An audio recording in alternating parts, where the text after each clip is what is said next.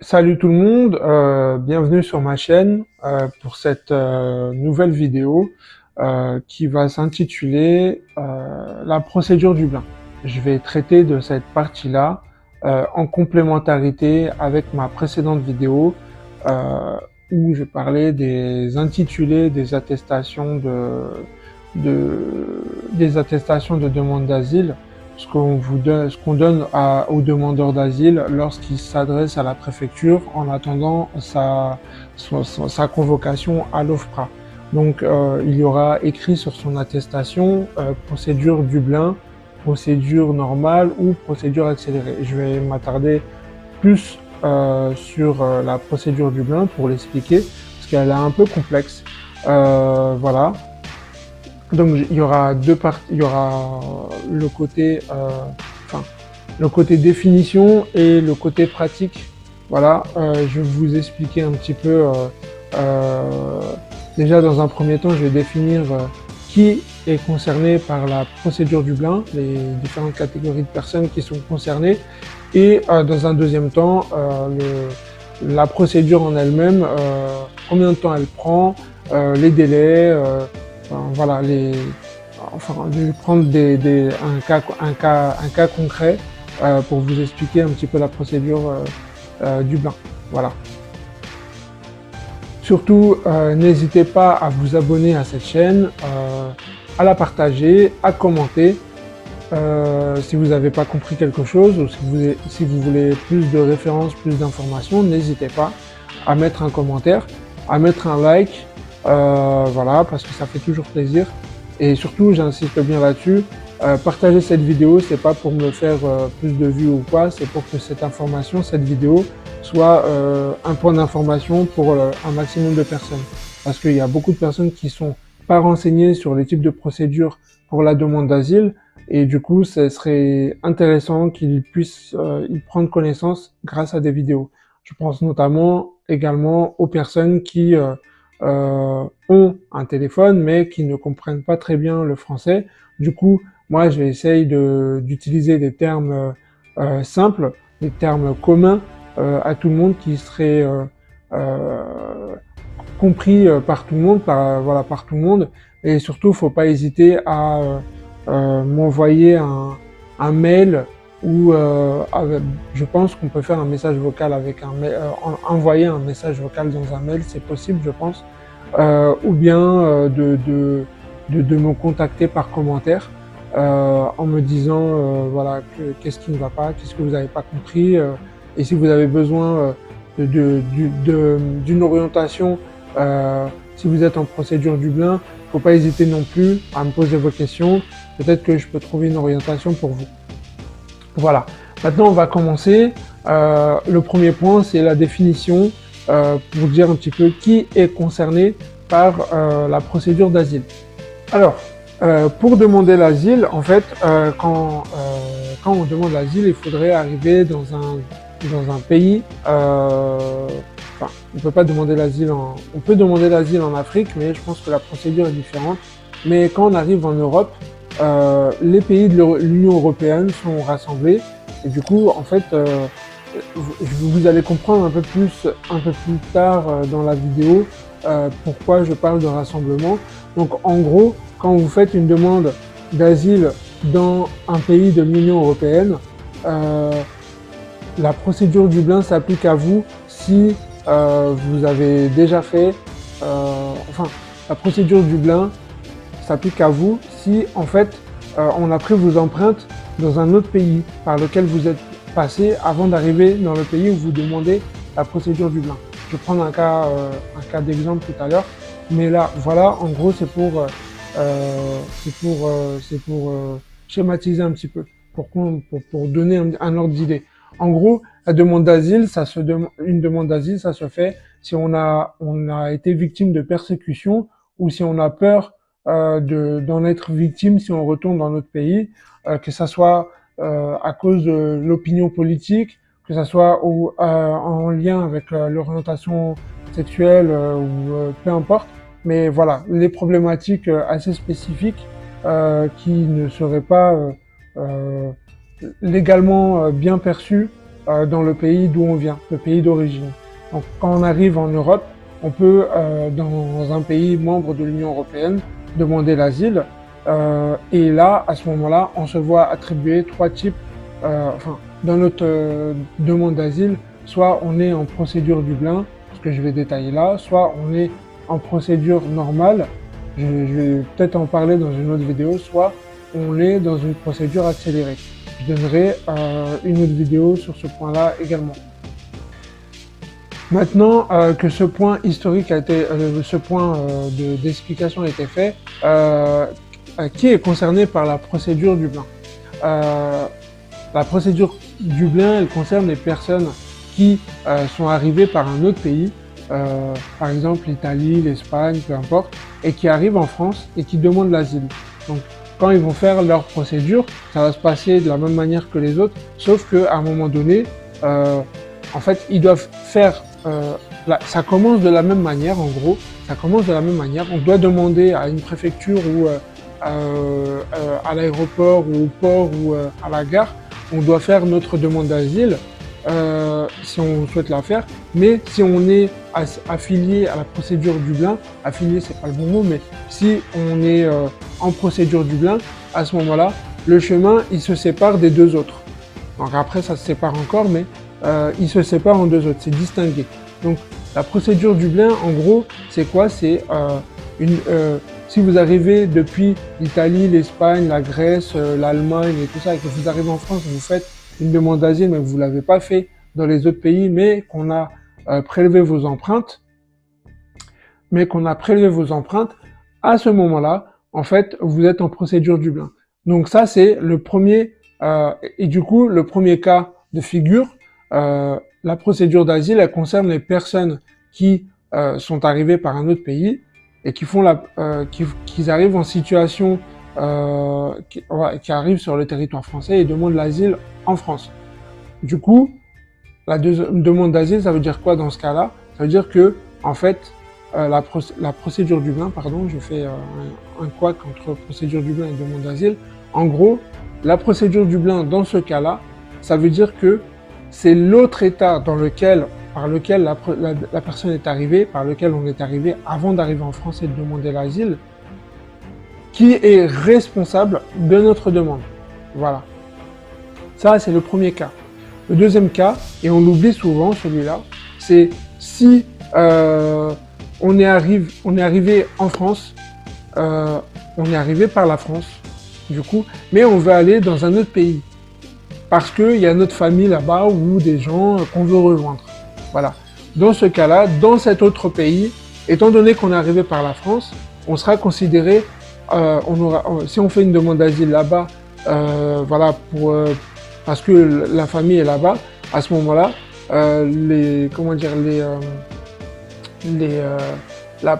sera en procédure Dublin également. Voilà.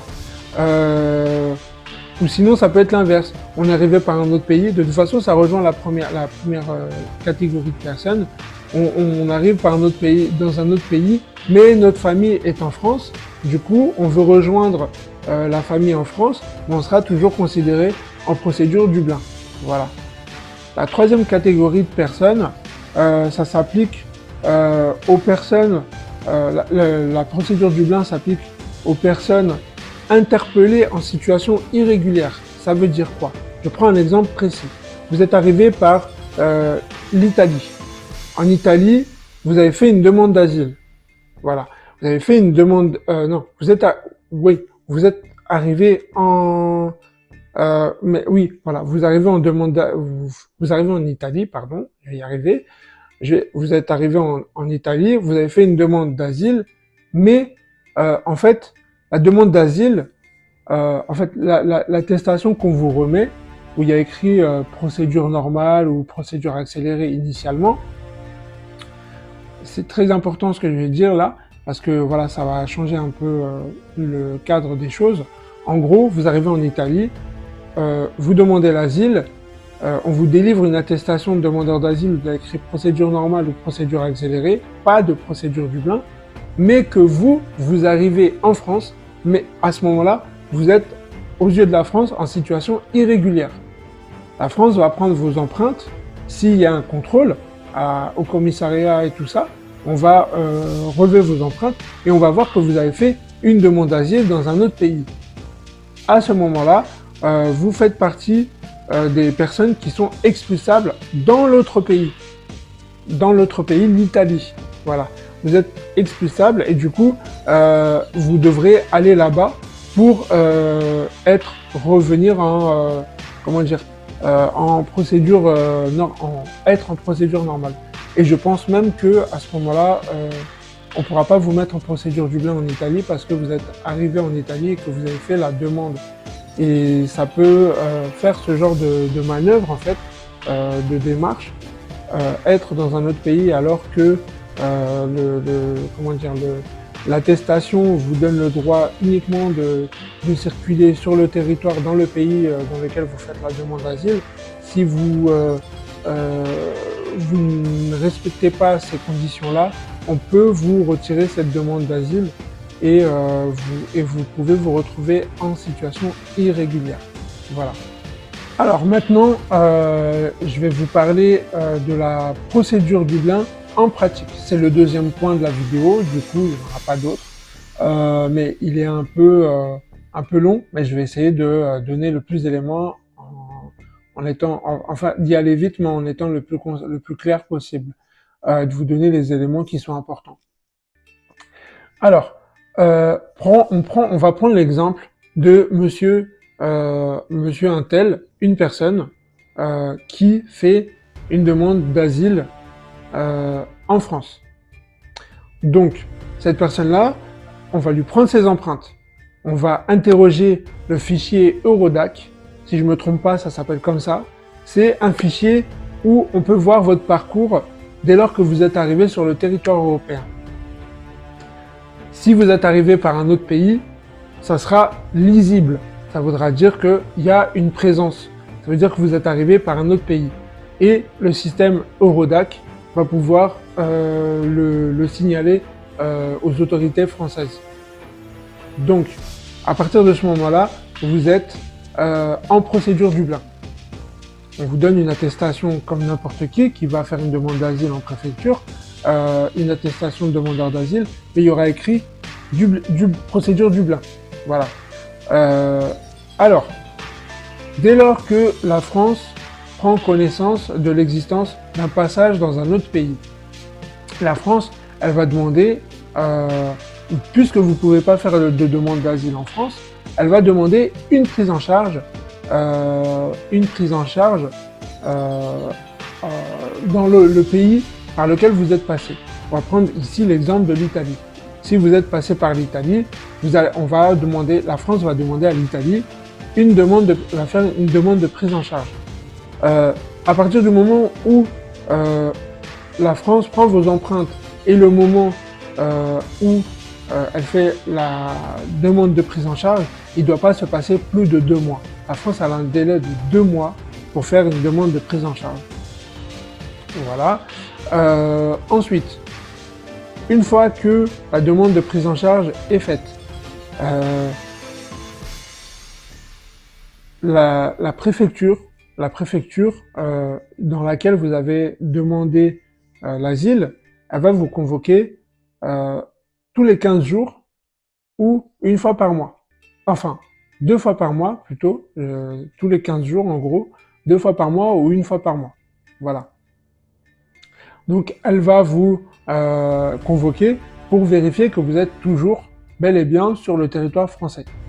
Voilà. Parce que voilà, la procédure en dépend. Donc la procédure peut se poursuivre si et seulement si vous êtes toujours sur le territoire français. Voilà. Alors, l'Italie, dans cet exemple que nous avons pris, elle a un délai de 2 mois pour donner une réponse. Voilà. Elle a un délai de 2 mois pour donner une réponse à partir du moment où la France lui a fait une demande de prise en charge. Dans ce délai-là, l'Italie, elle peut répondre de 2 manières différentes. Soit elle répond négativement, et là, ce sont des cas très rares, très très rares, Donc si l'Italie dit non, moi je ne veux pas étudier sa demande d'asile, je refuse de lui donner l'asile, alors la personne peut demander en France tout de suite maintenant une demande d'asile en France. Voilà. Et ça ne sera pas en procédure Dublin. Dans le cas où l'Italie, elle dit oui, elle répond positivement, ou si elle ne donne pas de réponse dans le délai de 2 mois qui lui est imparti, si elle a dépassé le délai de 2 mois avant la réponse, ou si elle dit oui, j'accepte de prendre en charge monsieur untel, à ce moment-là, il y a un délai qui se déclenche de 6 mois. De 6 mois entre ce moment-là et le moment où la France doit vous faire aller en Italie. À ce moment-là, la France, elle va utiliser un moyen simple, elle va vous convoquer. Elle va convoquer monsieur untel.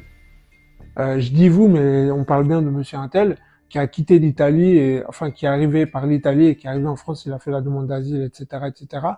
Je parle très bien de cette personne et pas de vous, bien entendu. Donc, en gros, monsieur qui venait d'Italie, il avait fait sa demande d'asile, en fait, la France a reçu une réponse de la part de l'Italie, ou bien l'Italie a dépassé le délai de réponse, et ça équivaut à un accord pour prendre en charge pour prendre en charge la personne. Voilà. À ce moment-là, la France va vous convoquer encore plusieurs fois par mois pendant 6 mois. Et il y a 2 possibilités. Soit la personne vous vous présentez, ou la personne se présente à toutes les convocations. Si la personne se présente à toutes les convocations, à ce moment-là, la personne va être transférée en Italie. Voilà. Dans le cas où la France n'arrive pas à transférer, même si la personne s'est présentée à toutes les convocations, donc ces 2 cas de figure, soit on arrive à transférer la personne en Italie et du coup la personne poursuit sa demande d'asile en Italie, soit la France n'arrive pas à transférer la personne en Italie. À ce moment-là, à compter de ce moment-là, il y a un délai de 6 mois au bout duquel, si ce délai de 6 mois s'est écoulé, ou il ne s'est rien passé, vous n'avez pas pu aller en Italie, il y a un délai de 6 mois. À la fin de ces 6 mois, vous pouvez faire la demande d'asile en France. Voilà. Je me réexplique. En gros, si vous répondez à toutes les convocations que la préfecture vous envoie, que vous vous présentez à la préfecture pendant toutes les convocations, pour toutes les convocations, il y a 2 possibilités. Soit la France réussit à vous envoyer en Italie, soit elle n'y arrive pas. Dans le cas où elle y arrive, il y a un délai. Dans le cas où elle y arrive, tout se passe en Italie par la suite. La demande d'asile, etc., etc. Elle sera étudiée en Italie, etc. Ensuite, dès lors que ce délai-là, il est passé, en fait, il y a un délai de 6 mois. Dès ce délai-là, il est passé. Au bout de 6 mois, vous pouvez faire une demande d'asile en France. Si vous n'avez pas réussi, si la France n'a pas réussi à vous envoyer en Italie. Si la France, elle n'a pas réussi. Voilà. Ça, c'est le cas où vous vous êtes présenté à toutes les convocations. Dans le cas où il y a la réponse positive de prise en charge de l'Italie, ou bien que l'Italie n'a pas répondu dans un délai de 2 mois, donc il y a ces convocations-là qui vont arriver. Et du coup, si vous n'êtes pas présenté à 3 de ces convocations dans les 6 mois qui se sont écoulés, parce qu'il y a un délai de 6 mois, je le rappelle, donc si vous n'êtes pas présenté à 3 de ces convocations, donc vous êtes considéré comme en fuite et donc en situation irrégulière. Mais À l'issue de ce cheminement, de cet enfer, si je peux dire ça comme ça, si il vous est rien arrivé, vous n'avez pas été contrôlé ou quoi, ou qu'est-ce, je ne sais quoi, au bout de un mois, 1 an et demi, 18 mois, donc un an et demi, si on n'a pas remis, si les autorités françaises n'ont pas remis la main sur vous pendant 1 an et demi, c'est 18 mois entiers, vous pouvez refaire la demande d'asile en France. Et là, on ne va pas vous dire allez en Italie puisque c'est là-bas que vous avez demandé l'asile. On ne reviendra pas en arrière. Au bout de 18 mois, c'est comme si vous n'êtes pas présenté, à vos convocations, on considère que vous êtes en fuite. Et du coup, on va pas vous chercher. Enfin, si on vous retrouve, on vous enverra, on vous renverra en Italie. Mais si on vous retrouve pas, pendant pendant 18 mois, à ce moment-là, vous pourrez légitimement en France faire une demande d'asile en procédure normale ou accélérée, peu importe. Ça dépend de la situation et je développerai ça dans une autre vidéo. Voilà, j'espère que cette vidéo vous aura donné beaucoup d'éléments. Je vous invite à mettre un pouce pour dire que vous avez aimé, à partager cette vidéo à un maximum de personnes, c'est très important. Je pense que elle est intéressante cette vidéo et comme les autres, j'essaie de donner du contenu intéressant et du coup donc à partager et à vous abonner également. Commentez si vous n'avez pas compris quelque chose ou si vous avez une question spécifique ou sinon envoyez-moi un mail si c'est un peu d'ordre privé que vous n'osez pas mettre votre commentaire en public. Il y a mon adresse mail sur la page principale de la chaîne, de ma chaîne YouTube Voyageurs Migrants. Je suis assez réactif, donc n'hésitez pas. Et si j'ai pas la réponse, il faut juste me donner un peu de temps, le temps que je trouve la réponse et que je vous la donne. Et si vous avez besoin de références, n'hésitez pas aussi à me le dire par commentaire, de préférence par commentaire.